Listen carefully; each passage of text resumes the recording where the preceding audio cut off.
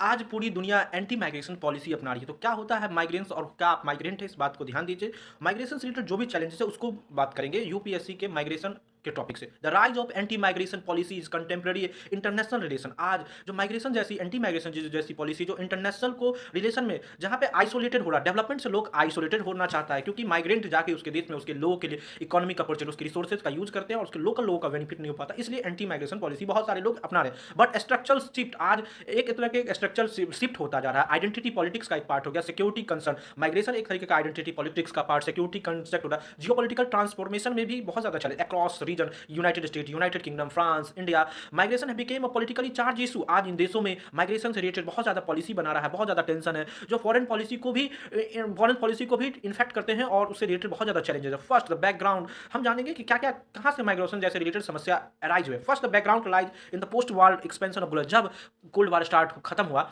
तब एक्सपेंशन हुआ ग्लोबलाइजेशन का, जहां अमेरिकनाइजेशन हुआ। द 1990 अर्ली 20 2090 से 2019 इनके क्रॉस बॉर्डर में 2000 तक बहुत ज्यादा लेबर का मूवमेंट इजिली हो रहा था, जहां पे रिफ्यूजी स्किल्ड प्रोफेशनल एक दूसरे दो देश में जाते थे, वहां पे एक्सपर्टीज हायर करते थे, वहां सीखते थे और अपने लिए काम करते थे, वहां की इकोनॉमी में पार्टिसिपेट करते। Institution such as United Nation High Commissioner, जो इंस्टीट्यूशन है जो यूनाइटेड नेशन हाई कमीशन और refugee of International Organization of Migration protest, जो ये सब माइग्रेशन को प्रमोट करते थे, रिफ्यूजी के लिए कानून बनाते थे। लेकिन जब 2008 में ग्लोबल फाइनेंस क्राइसिस ट्रिगर किया unemployment and wage many advance economies, 2008 के फाइनेंशियल क्राइसिस के पास बहुत ज्यादा चैलेंजेस आए कि वहां पे इकोनॉमी स्टेगनेंट हो गई, बहुत सारे बैंक करप्ट हो गए। तो क्रिएटिंग किया रिसेंटमेंट अगेंस्ट द माइग्रेंट्स। जब जॉब ही नहीं रहेगा तो किसी पे फ्रस्ट्रेट निकलेगा, तो उस देशों में माइग्रेंट पे फ्रस्ट्रेट निकाला गया। वो हार परसीवेड जो परसिव किया गया, उसका मानना था लोगों को कि ये जो लोग रिफ्यूजी है वो हमारे जॉब खा रहा है, हमारे वेलफेयर बेनिफिट को खा रहा है, तो वहां से एक चैलेंज आता है। Secondly domestic politics drive have played decisive role. अब लोग वहां के डोमेस्टिक पॉलिटिक्स भी एक तरीके का डिसिसिव रोल प्ले किया है माइग्रेशन को, और माइग्रेंट को चैलेंज किया है। वहां के मारपीट बहुत सारे challenge. Populist and nationalist movement